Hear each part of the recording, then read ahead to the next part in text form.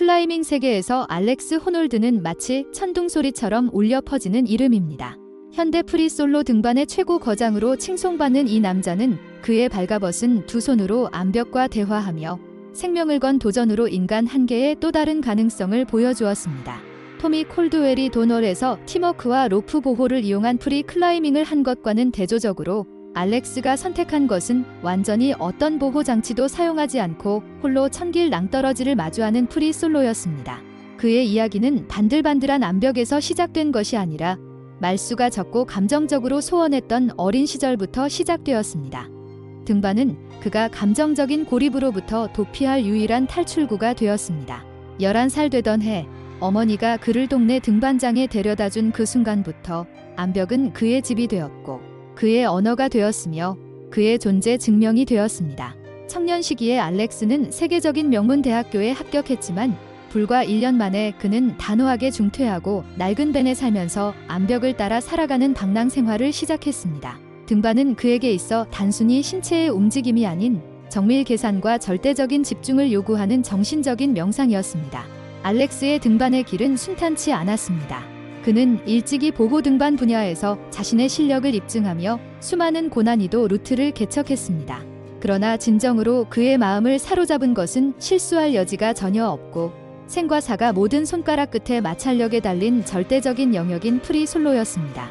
2008년 다른 등반가가 어려운 벽에 도전하기로 결심했던 바로 그 해 알렉스는 무보호 방식으로 미국 서남부의 2개의 주요 암벽을 연속 등반하며 등반계를 깜짝 놀라게 했습니다.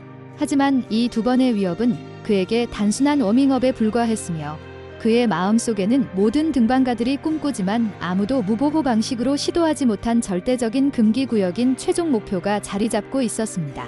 바로 미국 유명 국립공원에 위치한 거대한 화강암 벽인 델 카피탄의 프리라이더 루트였습니다.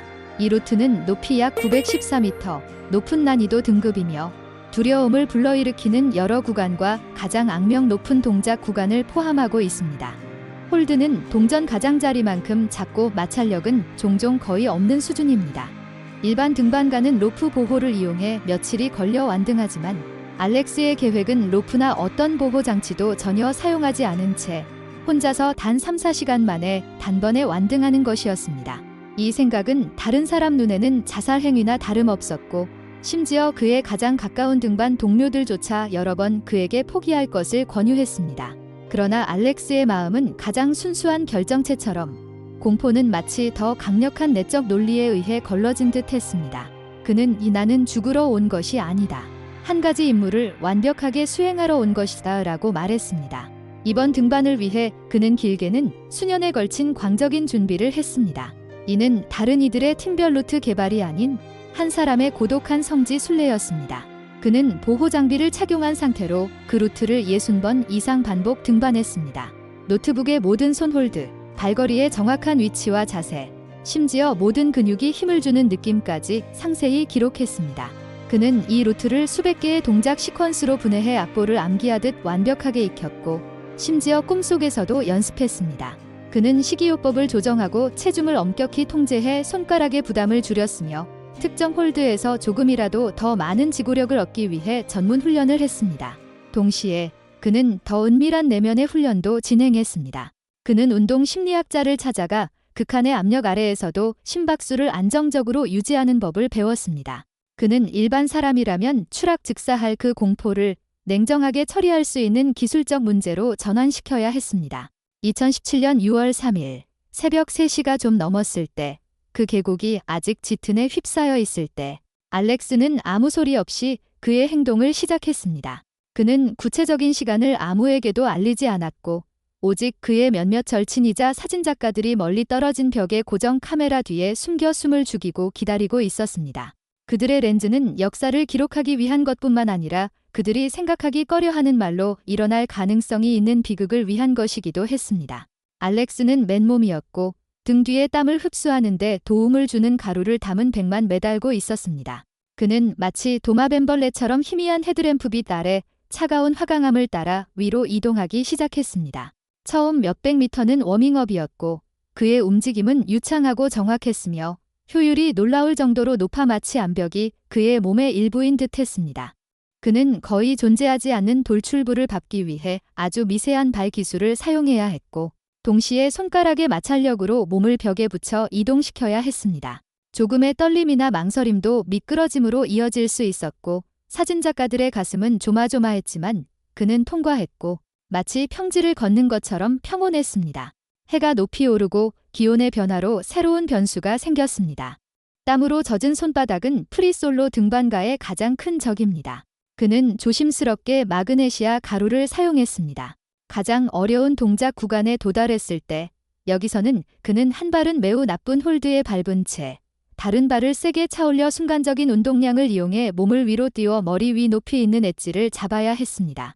보호 상태에서 연습할 때 그는 무수히 실패했지만 이번에는 그의 움직임이 번개처럼 빠르고 과단적이었고 성공했습니다.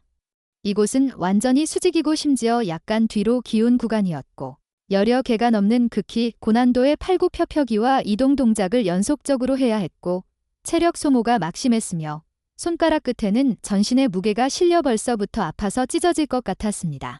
그의 표정에 처음으로 미세한 긴장이 나타났지만 눈빛은 여전히 공허하고 집중되어 있었고 마치 흐름 상태에 들어간 듯 했습니다.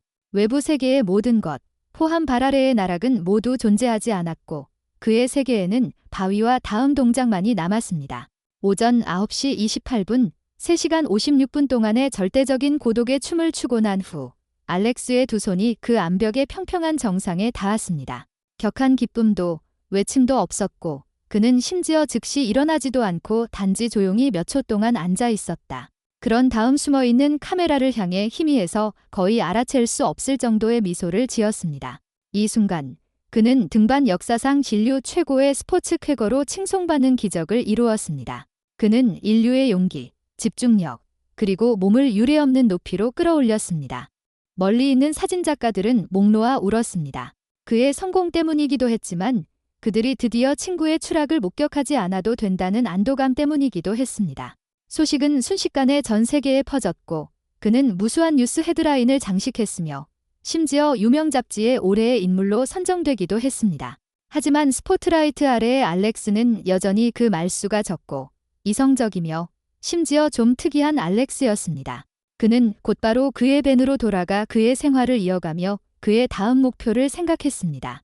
어떤 사람은 그에게 왜 그렇게 거대한 위험을 감수하는지 물었고 그의 대답은 간단하면서도 깊었습니다. 삶의 의미는 탁월함을 추구하는 데 있고 자신에게 어려운 목표를 설정하고 그런 다음 자신의 두려움에게 너는 나를 막을 수 없다라고 말하는 데 있어요.